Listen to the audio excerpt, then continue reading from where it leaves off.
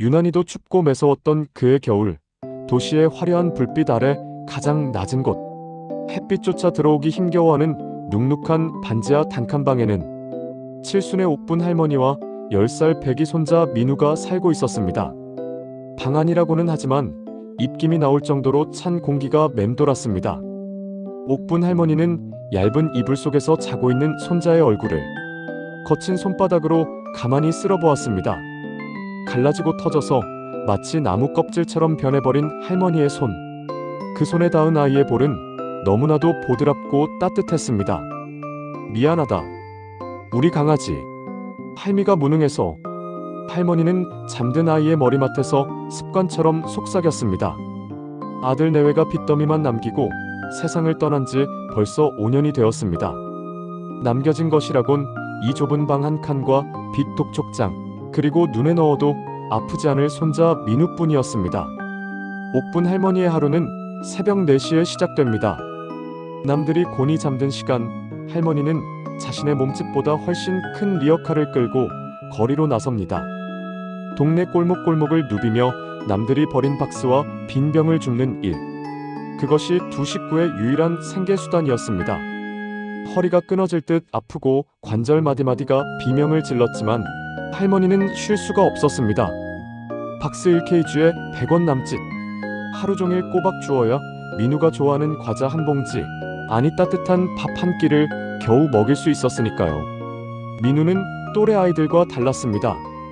투정을 부릴 나이였지만 민우는 단 한 번도 할머니에게 무언가를 사달라고 조른 적이 없었습니다. 학교 준비물이 있어도 선생님이 안 가져와도 된대요라며 거짓말을 했고, 급식에서 나온 우유나 빵을 먹지 않고 주머니에 꼬깃꼬깃 챙겨와 할머니 입에 넣어주던 아이였습니다. 할머니, 이거 먹어. 나 학교에서 배 터지게 먹었어. 할머니는 그런 민우가 기특하면서도 가슴이 미어졌습니다. 아이가 너무 일찍 철이 든다는 건 그만큼 삶이 고단하다는 뜻이니까요. 그러던 어느 날이었습니다.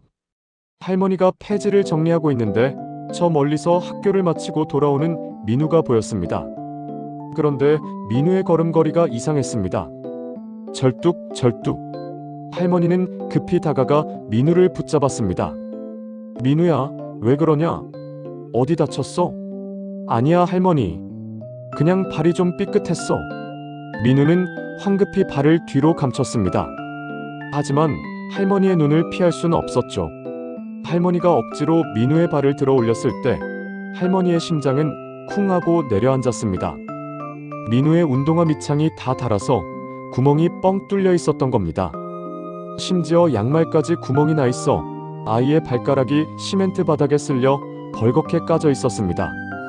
이 추운 겨울에 구멍난 신발로 찬 바람과 거친 바닥을 견디며 학교를 오갔던 것입니다. 이게 뭐야? 왜 말을 안 했어? 발이 이렇게 될 때까지 왜 미련하게 참아? 할머니는 속상한 마음에 버럭 소리를 질렀습니다. 민우는 고개를 푹 숙인 채 기어가는 목소리로 대답했습니다. 할머니 힘들잖아. 운동화 비싸단 말이야. 그 말에 옥분 할머니는 억장이 무너졌습니다. 그 자리에 주저앉아 민우의 발을 잡고 펑펑 울었습니다. 내 새끼 발이 까지는 줄도 모르고 나는 대체 무엇을 위해 살고 있나? 가난이 죄지. 못난 할미 만난 게 죄지. 그날 밤 옥분 할머니는 결심했습니다. 곧 다가올 민우의 생일에는 무슨 일이 있어도 메이커 운동화 하나는 꼭 사주겠노라고요. 그날부터 할머니의 일과는 더 독해졌습니다. 새벽 4시가 아니라 2시에 나갔고 밤 12시가 넘어서야 들어왔습니다. 식당 설거지 아르바이트까지 구했습니다. 차가운 설거지 물에 손이 퉁퉁 붓고 습진이 생겨 피고름이 났지만 할머니는 아픈 줄도 몰랐습니다. 가게 쇼윈도에 진열된 멋진 운동화를 신은 민우의 모습을 상상하면 절로 웃음이 났기 때문입니다. 조금만 참자. 우리 민우 친구들 앞에서 기죽지 않게. 제일 좋은 걸로 사줘야지. 그렇게 꼬박 한 달을 모았습니다. 꼬깃꼬깃한 1,000원짜리, 5,000원짜리 지폐들이 장판 밑에 쌓여갔습니다. 드디어 민우의 생일 전날이 되었습니다. 할머니는 품속에 모은 돈을 소중히 안고 시장으로 향했습니다. 그런데 하늘도 무심하시지. 갑자기 굵은 빗방울이 쏟아지기 시작했습니다. 우산도 없이 리어카를 끌고 가던 할머니는 빗길에 미끄러지는 트럭을 피하려다 그만 리어카와 함께 도로 옆비탈로 구르고 말았습니다. 으악! 날카로운 비명과 함께 세상이 빙글 돌았습니다. 정신을 차려보니 할머니는 진흙투성이가 된 채 쓰러져 있었습니다. 다행히 크게 다치진 않았지만 발목이 퉁퉁 부어오를 정도로 접질리고 말았습니다.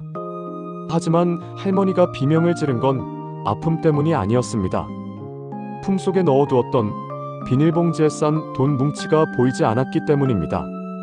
돈, 내 돈, 우리 민우 운동화 사줄 돈. 할머니는 쏟아지는 빗속을 기어다니며 흙탕물을 뒤졌습니다. 지나가던 사람들이 미친 사람 보듯 쳐다봤지만 상관없었습니다. 그 돈은 그냥 돈이 아니었습니다. 할머니의 피와 땀, 아니 민우를 향한 사랑 그 자체였습니다. 한참을 헤매다 배수로 근처에서 겨우 돈 뭉치를 찾았을 때 할머니는 안도감에 빗물 섞인 눈물을 흘렸습니다. 절뚝거리며 시장에 도착했지만 이미 늦은 시간이라 신발 가게 문은 닫혀 있었습니다. 할머니는 닫힌 셔터 앞에서 하염없이 서 있다가 힘없이 발걸음을 돌렸습니다. 집에 돌아오니 민우가 걱정스러운 얼굴로 기다리고 있었습니다. 흙투성이가 된 할머니를 보고 민우가 놀라 뛰어왔습니다. 할머니, 무슨 일이야? 왜 이렇게 젖었어? 할머니는 민우를 보자마자 참았던 눈물이 터졌습니다. 당장이라도 운동화를 사서 안겨주고 싶었는데, 내일 아침 생일날 눈 뜨자마자 신겨주고 싶었는데. 민우야, 할미가 미안해. 할미가 못나서. 할머니는 알아누웠습니다. 접질린 발목보다 빗물에 젖은 몸보다 약속을 지키지 못한 마음이 더 아파서 열병이 났습니다. 다음 날 아침 민우의 생일이 밝았습니다. 할머니는 끙끙 앓으며 겨우 눈을 떴습니다. 그런데 부엌에서 달그락거리는 소리가 들렸습니다. 힘겹게 몸을 일으켜 부엌을 보니 작은 의자를 딛고 올라선 민우가 가스불 앞에 서 있었습니다. 민우야, 뭐하니?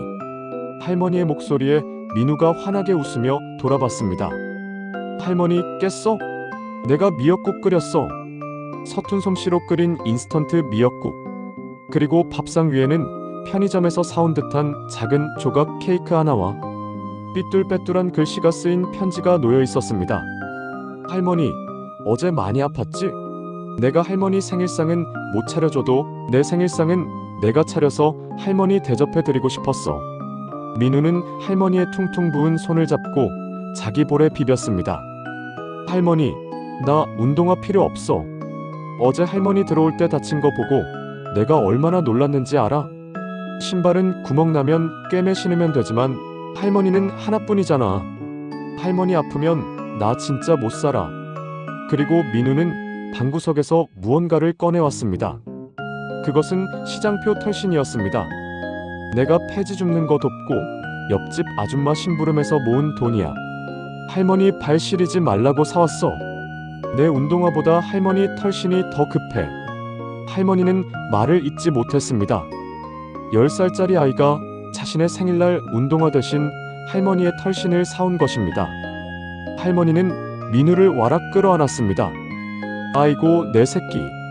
불쌍한 내 새끼. 하나님, 제가 이 아이를 두고 어떻게 눈을 감습니까? 좁은 단칸방, 식어가는 미역국을 앞에 두고 할머니와 손자는 서로를 부둥켜 안고 한참을 울었습니다. 그것은 슬픔의 눈물이 아니었습니다.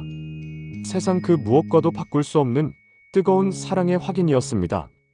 다음 날 다행히 할머니의 열은 내렸습니다.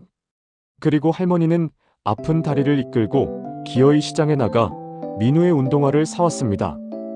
그리고 민우는 할머니가 사준 새 운동화를, 할머니는 민우가 사준 털신을 신고 나란히 동네 산책을 나갔습니다. 여러분, 사람들은 그들을 가난하다고 말합니다. 낡은 옷을 입고 반지하에 산다고 동정합니다. 하지만 두 사람이 맞잡은 두 손의 온기는 세상 그 어떤 부자의 난로보다 따뜻했습니다. 가난은 불편합니다. 때로는 비참하고 때로는 서럽습니다. 하지만 옥분 할머니와 민우는 알게 되었습니다. 가난이 돈을 뺏어갈 순 있어도 서로를 위하는 그 애틋한 마음마저 뺏어갈 순 없다는 것을요. 서로가 서로에게 유일한 세상인 두 사람. 오늘도 할머니의 리어카는 굴러갑니다. 뒤에서 고사리 같은 손으로 밀어주는 민우가 있기에 그 리어카는 희망을 싣고 달립니다. 할머니, 나중에 내가 돈 많이 벌어서 2층 양옥집 사줄게. 뭐냐, 우리 강아지 말만 들어도 배가 부르다. 차가운 겨울바람 속에서도 피어난 작은 꽃 같은 이야기. 여러분의 곁에는 지금 누가 있나요? 혹시 삶이 힘들다고 투정 부리고 있진 않나요? 지금 바로 옆에 있는 소중한 사람의 손을 잡아보세요. 옥분 할머니와 민우가 보여준 기적은 바로 사랑이라는 이름의 평범한 진리였습니다.